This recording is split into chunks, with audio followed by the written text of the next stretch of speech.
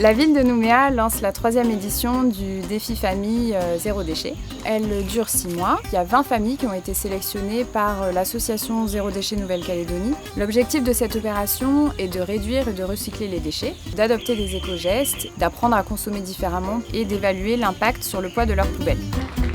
C'est le défi que s'est lancé la ville de Nouméa pour bâtir une ville plus éco-citoyenne. Je ramasse tout le temps les déchets par terre parce que j'ai pas envie que la planète elle meure. Pendant ce défi famille, les 20 familles ont participé à 11 ateliers au total, donc on avait environ 2 ateliers mensuels. Apprendre certains éco-gestes avec des ateliers de fabrication de produits par exemple, mais aussi des ateliers de sensibilisation, donc pour être un petit peu plus au courant de l'impact justement des déchets et de pouvoir avoir une réflexion un petit peu plus large aussi sur la démarche. Donc les familles ont participé à des ateliers do it yourself.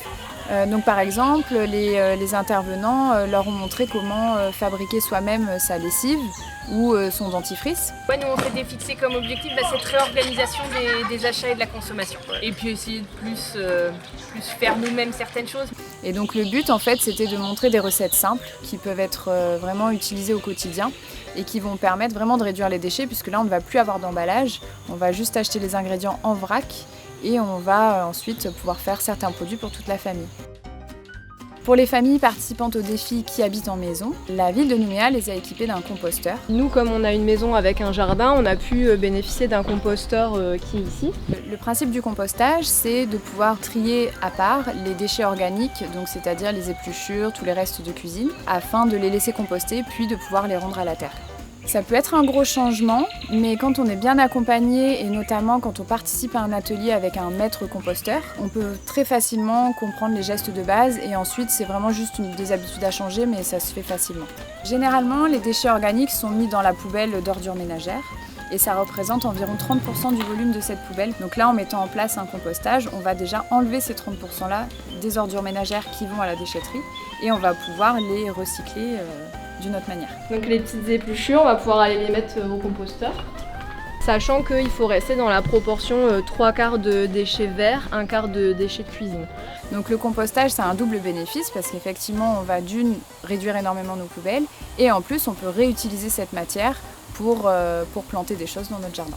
Donc imaginons que tous les habitants de Nouméa soient équipés d'un composteur, on pourrait très facilement réduire de 30% le volume de déchets annuels. Toutes les autres familles qui habitent en appartement ont été équipées par la ville de Nouméa. Donc nous on a participé à l'atelier lombricomposteur, donc pour les familles qui sont en appartement. Le principe en fait c'est de pouvoir mettre nos déchets de cuisine dedans qui vont être décomposés par des vers de terre. On y met pratiquement tout sauf les agrumes, donc tout ce qui est acide. Coquilles d'œufs, épluchures, cheveux, carton. C'est une super solution quand on habite en ville et en appartement puisqu'il n'y a pas d'odeur. C'est hermétique. Alors l'intérêt d'avoir un lombricomposteur à la maison, c'est qu'on va donc réduire le volume de notre poubelle d'environ moins 30%. Et ensuite, on va pouvoir récupérer du terreau, donc on va pouvoir utiliser dans nos plantations. Et on va aussi récupérer un jus en fait on appelle du thé de verre. Et c'est un fertilisant très puissant et du coup complètement naturel. Ça marche très bien et tout le monde est satisfait, donc on est très content de ces retours-là.